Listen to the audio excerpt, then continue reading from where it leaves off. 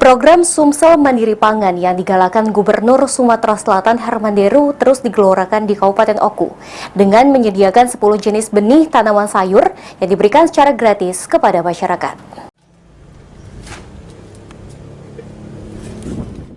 Program Sumsel Mandiri Pangan terus digalakan di Kabupaten Oku, di mana masyarakat diajak membangun pola pikir dari konsumtif menjadi produktif. Salah satunya dengan memanfaatkan pekarangan rumah untuk bercocok tanam sayur demi peningkatan kesejahteraan masyarakat.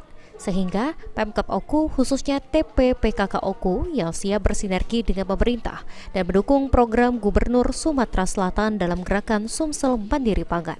Dan gagasan dari Bapak Gubernur kita, Bapak Haji Herman Deru, untuk gagasan beliau untuk membuat program gerakan Sumsel Mandiri Pangan itu, kita turun langsung itu ke kecamatan-kecamatan, ke desa-desa, membina masyarakat di sana untuk membuat hatinya PKK kebun di sekitar rumah, di pekarangan rumah, lahan-lahan yang kosong di depan-depan rumah, di belakang rumah itu dimanfaatkan.